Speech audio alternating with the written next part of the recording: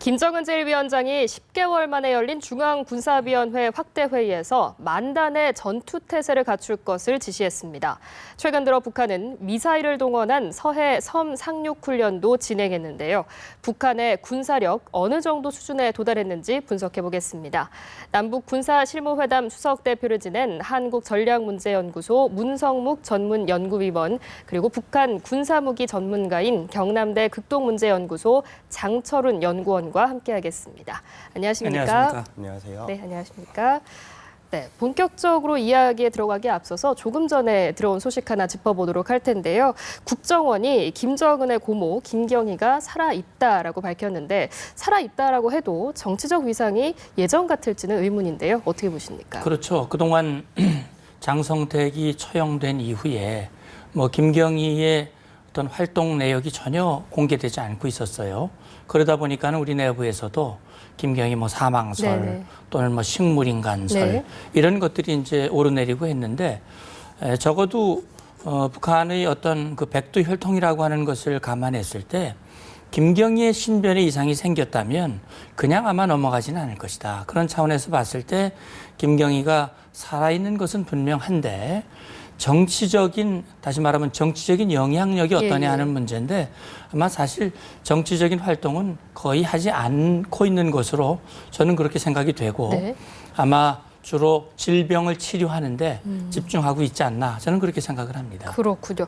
본격적으로 오늘 주제로 넘어가 보겠습니다. 북한이 계속해서 한미합동 군사훈련에 반발을 하고 있는데 이번에는 이 훈련이 방어적 훈련이 아니라 침략전쟁 연습이다 이렇게 주장을 하면서 군사적 대응을 하겠다고 했거든요. 어떤 속내인 걸까요? 그동안 북한은 한국과 미국이 지속적으로 해왔던 방어연습, 한미연합연습을 늘 북침연습이라고 했고 또 주한미군도 북침을 위해서 주둔하고 있다. 그래서 자기들의 핵 개발도 우리 미국의 대북 적대시 정책, 대북 압살 정책에 대한 자유적 수단으로 개발한 것이다라는 그런 논리를 펴고 있는데 사실 북한이 북침 연습이라고 얘기를 하는데 역사적으로 봤을 때 북한이 먼저 남침했던 6.25 전쟁을 제외하고 그 이후에 미국이 북한을 공격한 일이 있느냐 이거죠. 단 한 번도 없거든요. 그동안 북한이 미국을 건드렸던 일들은 여러 번 있었어요. 푸에블로를 납치하고 미국의 정보기를 격추시키고 심지어는 판문점에서 미군 장교를 도끼로 살해를 하고 그런 일이 있었음에도 불구하고 미국이 북한을 공격하지 않았거든요. 너무나 잘 알고 있습니다, 북한이. 그렇기 때문에 그러면 북한이 왜 그걸 북침연습이라고 얘기를 하느냐. 네네. 우리의 한미 연합연습을 북침연습이라고 해야 그 연습이 잘못된 것이고 국제사회에서 한국과 미국이 북한을 자극하고 있다. 잘못하고 있는 것이다라고 이렇게 호도를 하고 우리 국민 여론들도 거짓말 같은 얘기도 계속 들으면 정말 그런가 하는 그런 생각이 들 수 있거든요. 대단히 그 심리전 차원에서 집요한 그런 것을 추구하고 있고 특히 그렇게 함으로써 북한이 도발을 하거나 핵을 개발하거나 자기들의 군사력을 증강시키는 어떤 명분으로도 활용할 수 있는 다목적 카드로 지금 활용하고 있지 않냐 그런 생각이 듭니다. 네. 요즘 또 북한이 군사력 과시 행보를 보이고 있기 때문에 더욱 우려스러운 부분인 것 같은데요. 얼마 전에는 실크원 미사일을 동원한 훈련 장면도 이례적으로 공개를 했습니다. 이 실크원 미사일 얼마나 위협적인 무기인가요? 네, 최근에 북한이 노동신문을 통해서 공개한 실크원 미사일은 1960년대 중국에서 도입한 지대함 미사일입니다. 네네. 지대함 미사일이라는 게 이제 땅에서 바다에 떠 있는 함정이나 이런 것들을 맞추겠다 이런 용도로 쓰이는 미사일인데요. 그 말씀하셨던 것처럼 실크원 미사일이 공개된 것 자체도 굉장히 이례적이고 그리고 특히나 이제 북한이 노동신문을 통해서 공개한 사진들을 보면 궤도형 차량 위에 그 실크원 미사일을 탑재를 한 모습이거든요. 근데 기존에는 그 북한이 실크원 미사일을 이제 지하 갱도나 아니면 절벽에 있는 해안포 기지 같은 그런 주로 갱도를 통해서 문을 열어서 개방을 하고 쏠려는 태세를 취했다가 다시 집어넣고 이런 행태를 반복했었는데 이번에 아마 제 기억에는 처음인 것 같은데 그런 전차 같은 특정한 궤도 차량 위에다가 미사일을 탑재해서 공개한 거는 굉장히 이례적입니다. 그리고 실크원 미사일은 구형이긴 하지만 그 한 발로도 대형 구축함 같은 것들을 격침시킬 수 있는 파괴력을 지니고 있고요.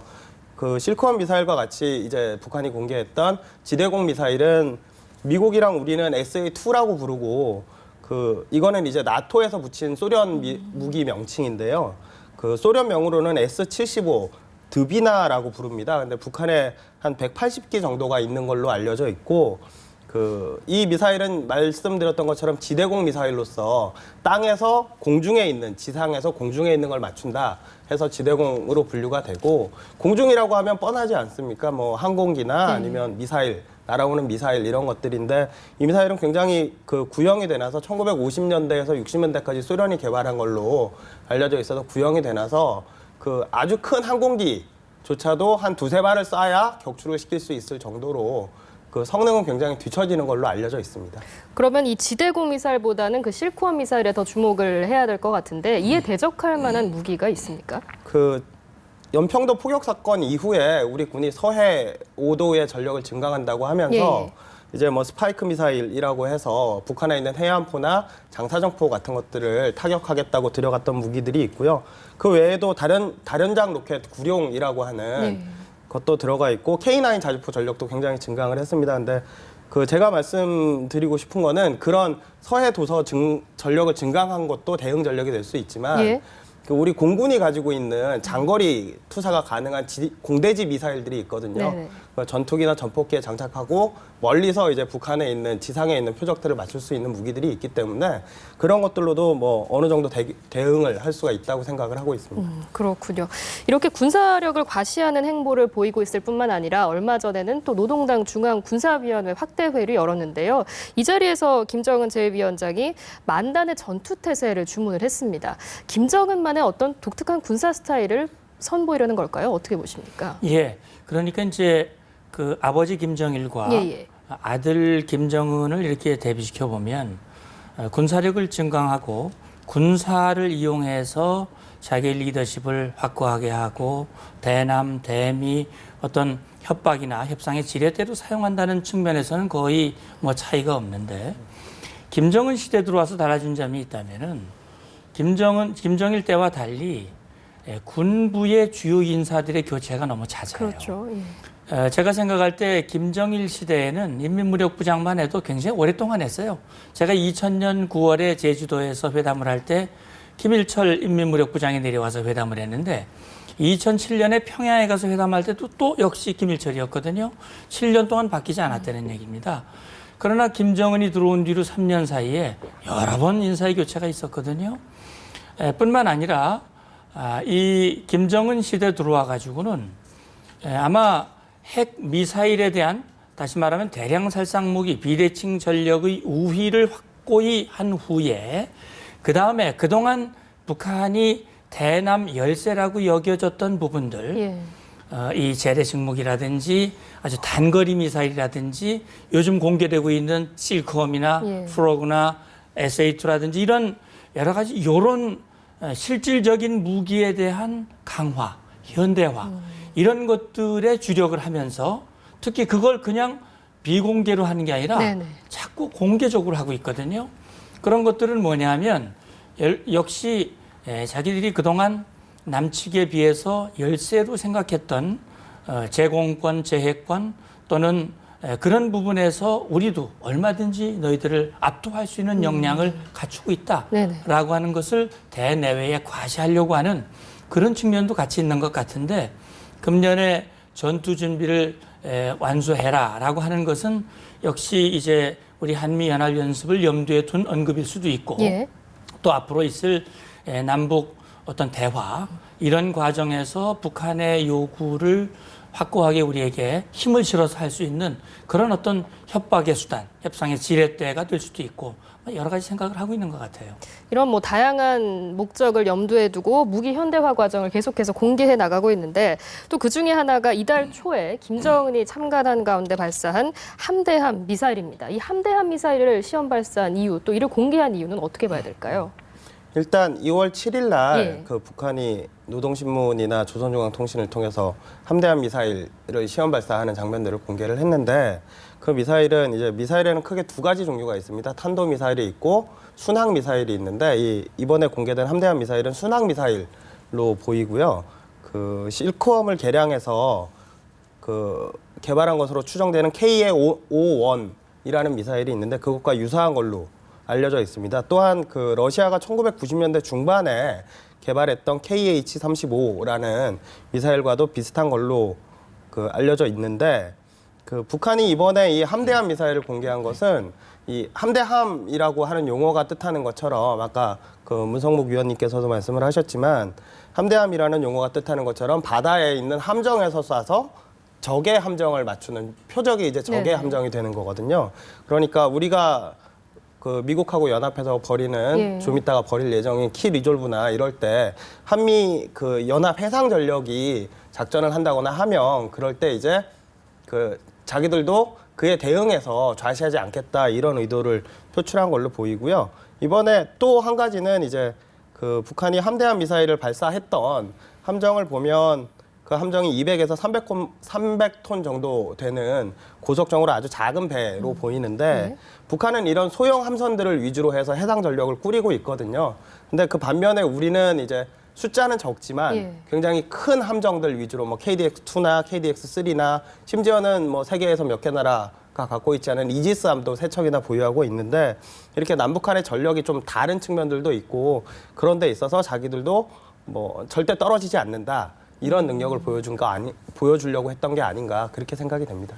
북한 입장에서는 결코 그 한미 해상 전력에 뒤지지 않는다라는 의도로 공개한 것으로 보이지만 미국의 한 외교 전문지는 위협적인 수준이 아니라고 평가했는데요. 어떻게 평가를 하시겠습니까? 근데 이제 우리가 이제 무기를 평가할 때 단순히 이런 무기 예를 들어서 이번에 북한이 공개했던 실크웜과 우리가 가지는 하푼 이 두 개만을 가지고 성능이 어떤 것이 좋으냐 나쁘냐라고 하는 것을 단순 비교는 가능해요.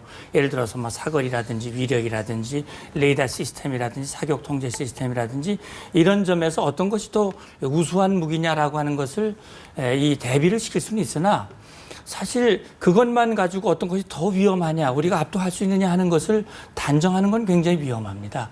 왜 그러냐면 우리가 예를 들어서 우리 잠수함이 위력이 크고 덩치도 크고 여러 가지 작전 반경이 넓기는 하지만 사실 천안함 폭침을 당할 때 북한의 작은 잠수정에 의해서 우리 천안함이 두동강이 나버렸거든요. 또 6.25 전쟁 때는 우리가 전차 한 대 없었지만 6탄으로 북한의 전차를 부수기도 하고 그렇게 했거든요. 그렇기 때문에 무기의 질을 가지고 단순 비교를 해서 그것이 위협이니 안 되니 이렇게 할 수는 없는 것이고 우리 군으로서는 비록 북한의 무기 체계가 특히 재래식 무기 체계가 우리에 비해서 덜 현대화돼 있고 질이 떨어져 있다 하더라도 지리적으로 보면 북한이 훨씬 유리하고 수도권에 가까이 있고 그다음에 우리는 북한을 먼저 공격할 의도가 전혀 없지만 북한은 언제라도 우리를 기습 공격할 수 있기 때문에 우리로서는 거기에 대한 철저한 대비가 필요한 거죠. 그렇군요. 예. 단순 비교로는 좀 무리가 있다 이렇게 지적을 해주셨는데요. 군사력 조금 더 살펴보도록 하겠습니다. 북한이 지난달에는 잠수함용 탄도 미사일에 대한 첫 비행 시험을 실시한 것으로 알려졌었는데 그게 아니라 해안가에서 수직 발사관 사출 시험을 했다 이렇게 분석을 했습니다. 좀 용어가 어려운데요. 이게 어떤 이야기인가요?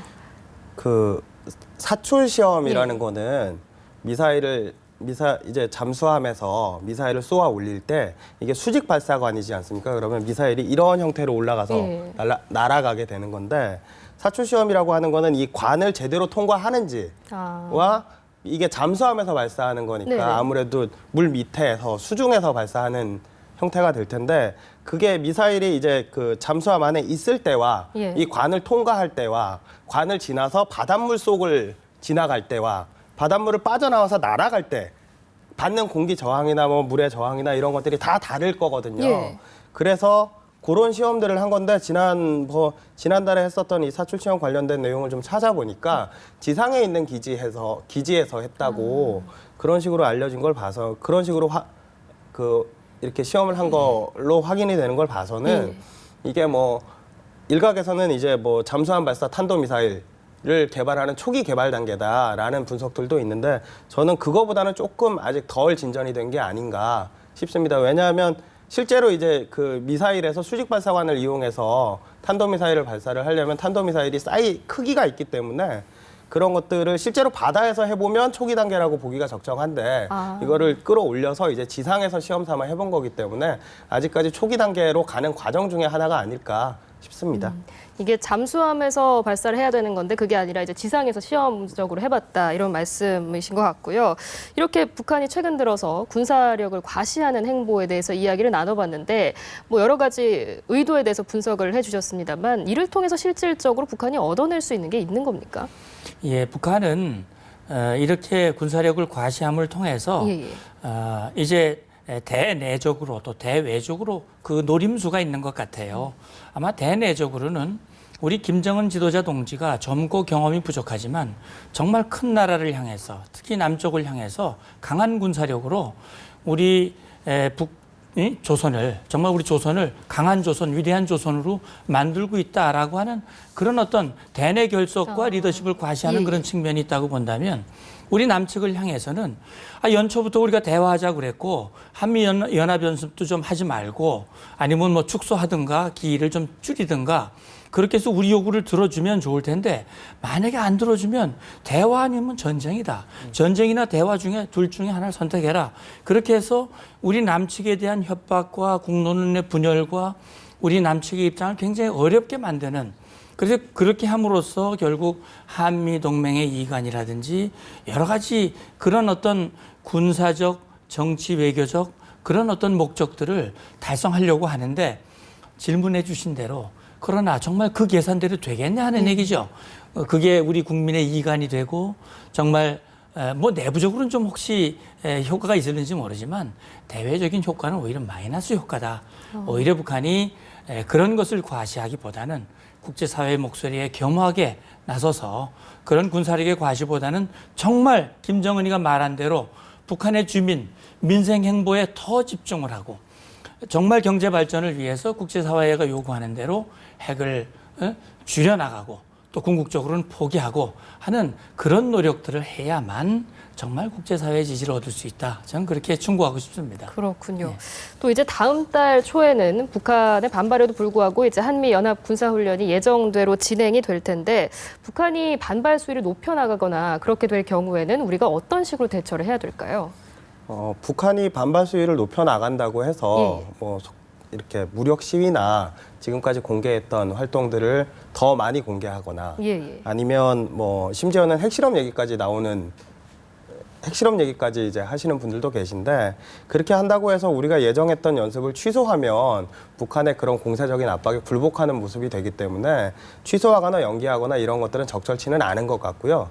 하나 뭐 할 수 있는 게 있다면 그 작년하고 재작년 같은 경우에는 키 리졸브 연습을 하면서 그 미국의 대형 전폭기가 한반도 상공을 선회하고 돌아가고 그걸 이제 북한은 핵폭탄 투하 연습이다 이렇게 반발하고 했었는데 그런 것들을 군에서 굉장히 언론에 적극적으로 공개를 했었거든요. 작년하고 재작년은. 근데 올해 같은 경우에는 이 군사적 긴장의 수위가 아주 높게 올라가지 않으려면 그런 것들을 실제로 하더라도 대언론 공개나 이런 것들은 남북관계의 전반적인 상황을 좀 감안을 해서 그 수위가 이렇게 많이 높아지지 않을 정도로 그런 것들을 고려해서 조치를 좀 취했으면 좋을 것 같습니다. 언론 공개를 좀 자제하는 것도 방법이다 지적해 주셨고 문 의원님께서는 어떻게 생각하십니까? 아마 이제 북한이 제가 생각할 때는 물론 예외일 수도 있겠습니다만 김정은의 앞으로 행보를 고려한다면 극단적인 선택을 할 가능성은 좀 적지 않겠나 하는 생각이 들고요.